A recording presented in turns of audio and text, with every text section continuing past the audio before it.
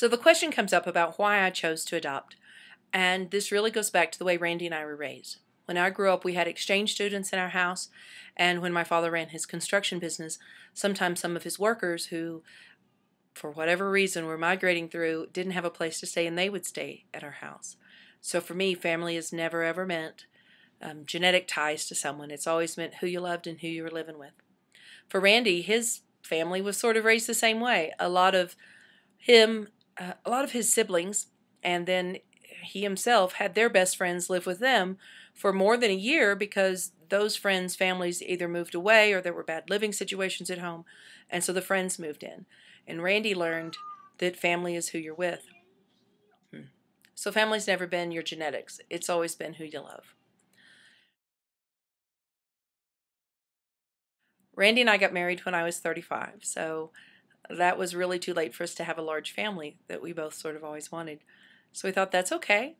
We'll try and have, some of our kids. Maybe we'll foster, maybe we'll adopt. That was just a whatever. Until we found out about a year into our marriage that it was going to be very doubtful that I would have kids. But then that was okay. It was like, great, fine. We already have Plan B in place. So Plan B was that we would look into adoption. And my brother had also had some problems with infertility, and they'd looked into adoption. And they had spent $50,000 on in vitro and more than that on adoption preparation and that process. And Randy and I didn't have that kind of money. And also, with the in vitro, there's no guarantee of anything at the end. And then about at this same time, I met Mariah, who was a student at my school.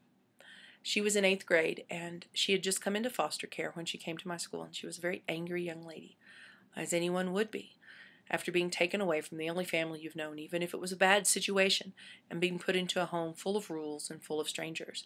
So Mariah and I finally figured out that it would be best if she just skipped the middle part of being written up and sent to the office and just come to the office during PE class. So that meant I saw her just about for an hour and a half every day, and we got to know each other. And just talking with Randy at home, sort of figured out, hey, what about fostering instead of adopting? We could foster and then adopt kids. And we weren't looking for infants. I was working and he was working. So we thought older kids are great. And I've got experience with older kids in high school. And Randy used to work with soccer kids. And so we thought that would be a great way to go. So then we got into the licensing process, and that took 7 or 8 months of licensing, and we were trying to fast track it.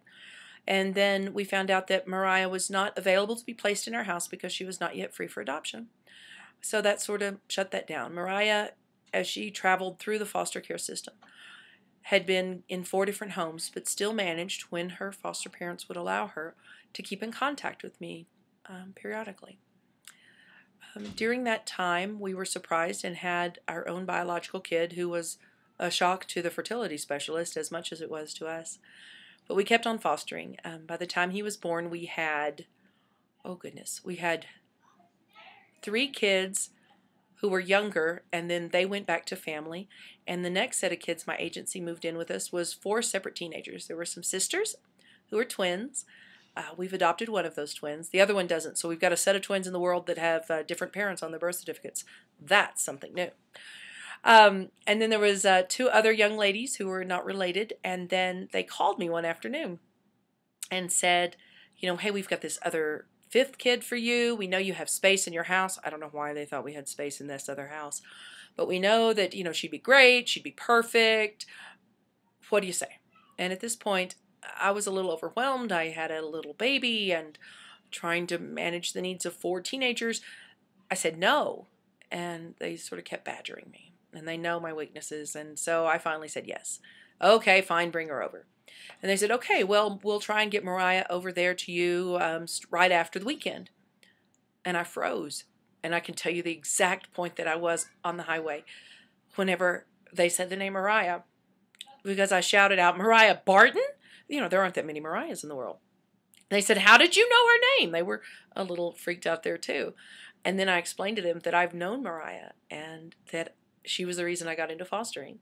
And so we made an arrangement that she would not know that she was coming to my house whenever she was changing placements.